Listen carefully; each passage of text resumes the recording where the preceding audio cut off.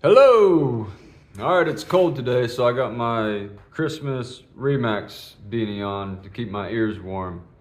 But today I have a kind of a hot topic to talk about that if you keep up with this at all, I'm sure you've at minimum heard about it, probably talked to someone about it, had a conversation here and there. It is the 50-year mortgage. I'm just going to give you my opinion on it. Again, just my opinion, so take it what it is, but here's the way I see it as an investor, myself, as a homeowner, as a real estate agent, someone that's in the business, that is showing houses and selling houses just about every single day. So I'll start with kind of the cons. So obviously the cons of the 50-year mortgage is you're going to be paying more interest over time. It's going to take you longer to pay off. In the long run, it's going to be more money, all that stuff. On the flip side, whenever you think about it, who's keeping that mortgage for 50 years anyway? Who really keeps their mortgage for 30 years, honestly, before you sell a home, before you refinance or anything like that? So although, yes, if you keep your mortgage for 50 years, a 50-year mortgage, you're going to be paying for that house double, maybe even more. If you're going to do that, then I'm going to argue that you're not very good with money. Like you should reevaluate how you treat your income, how you pay off your mortgage, how you treat debt. And remember, interest on renting is 100%. So at least this, you're getting some of that money back. You're building some equity, even though it's a smaller amount over time. I would argue, so whenever we bought our house, me and my wife, we put a 30-year mortgage, and our first house as well, it seemed high at the time, but now, after being in it for 5 years, we're actually paying more than what our minimum is, well above it. So you should be doing this with a 50-year mortgage. If you got a higher interest rate to get into a home because you got a 50-year mortgage, you should refinance that to get a better rate. So I think you should look at it as you should use this as a way to get into a home, build some equity, and then as you grow your money, as you grow your career, reevaluate how you're going about it. Here to me is the biggest con in the 50-year mortgage that I see, and this is also the biggest con in a 30-year mortgage and even buying a house, are those people that you purchase a house and then you want to sell it just 1 year or 2 years after purchasing it. Those are the people that are really going to struggle, because especially if you're like a VA buyer and you don't put any money down, or even an FHA, you only put 3.5% down, or heck, even a conventional, you only put 5% down and you want to sell it in a year.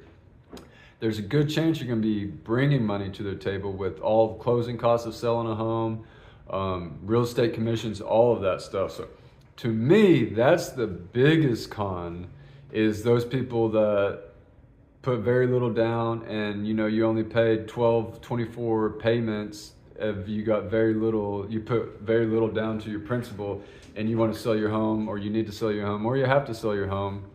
So those are the ones, and you got to realize, and I say this all the time, but people, I don't know the misconception of real estate. Buying real estate's a long-term investment. You don't buy real estate and sell it in a year, and you're not going to make a bunch of money. That's not how it works. You hold on to it.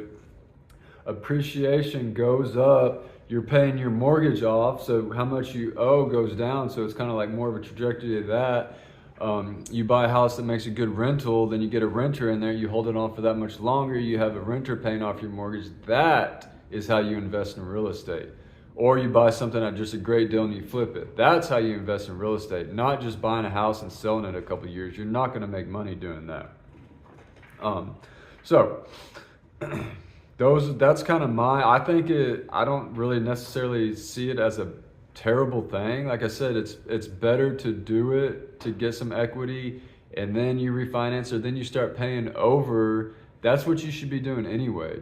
You should read the stats of I don't even know, like you pay one, on a 30-year mortgage, you pay, I should look this up, but you pay just one more payment a year, and I think that cuts off 7 years. So it's like that turns, just like that, turns a 30-year mortgage into a 23-year mortgage. Make 2 extra payments. There's also, you can pay bi-weekly instead of monthly, and that gives you, I think, 1 extra payment per year to help you with that. So I would argue, just as a society, we're not great with money to begin with. That's the problem, not our lack of education or school systems that teaches us about money. Those are the problems. Our parents not helping your kids and teaching your kids and educating them about money and interest and compound interest and all those things. That's the real issue here. So me personally, so just a little more personal than probably what you want to hear. Me and my wife, we would buy another house. You know, we want something with a little more land. I would absolutely use the 50-year mortgage if it comes up to help with affordability. If it cuts our payment down to $400, down by $400 a month, we can afford more of a home than we can otherwise. I would absolutely use it and will use it if it becomes a thing, and do exactly what I just said. Use it because your payments, like right now, like I said, the payment we have in our current house, it seemed high. Now we've been in there 5 years, we're actually paying over it, and it doesn't seem that high anymore. That just kind of seems to be how things work.